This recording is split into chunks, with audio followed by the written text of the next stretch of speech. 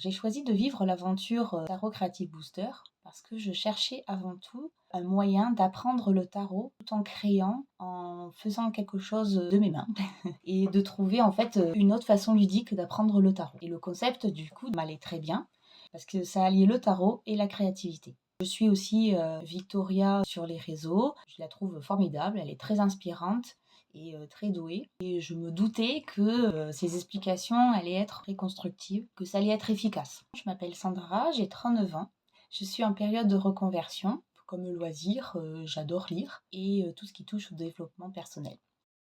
Concernant le tarot, donc en fait, j'ai essayé plusieurs tentatives d'apprendre, mais je ne m'identifiais pas et je n'arrivais pas à m'imprégner les cartes. Donc en fait, c'était dans les livres, c'est surtout de la théorie et on a beau lire, on peut pas apprendre, on peut pas apprendre par cœur, on peut pas retenir et surtout on peut pas en comprendre le sens des cartes. Quand j'étais jeune, j'adorais dessiner, peindre, créer des petites choses. Et puis avec le temps, on commence à travailler, faire une famille et puis du coup on oublie un petit peu tout ceci. Et mes enfants sont à un âge où ils dessinent beaucoup et ils adorent créer. Je trouve ça super de recréer ce lien de créativité avec mes enfants. D'autant plus que suite à des problèmes de santé, on me demandait de trouver un moment pour moi régulièrement pour faire des choses, pour me détendre, pour penser à rien d'autre et faire quelque chose pour moi et non pour le quotidien de la maison, pour l'entretien.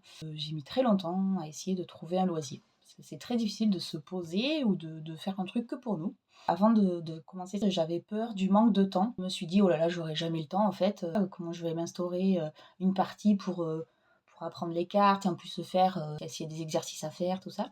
Mais en fait, on a largement le temps, puisqu'en fait, c'est quelque chose que si on apprécie, on le trouve, son temps.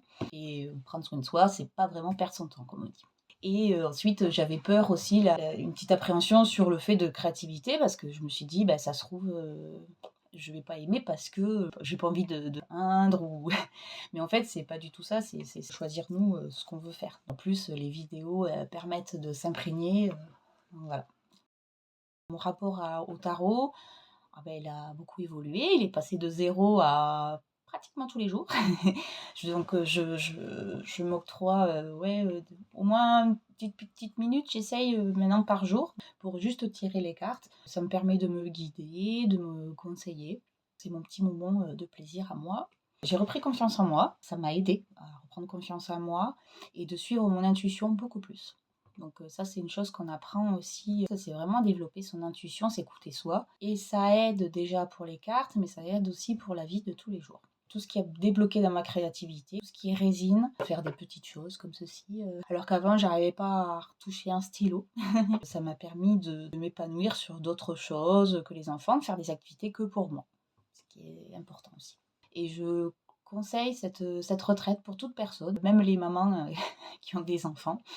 Ça aide. Je remercie Victoria pour cette retraite qui a été très salutaire pour moi, qui est vraiment très innovante, qui change et qui permet de travailler tout l'ensemble. C'est-à-dire le concret, le matériel, c'est-à-dire bon, les cartes, préparer son hôtel. Ça permet aussi de développer son côté spirituel. En tout cas, merci. Merci beaucoup encore. Je fais que le dire à chaque fois. Je suis vraiment très contente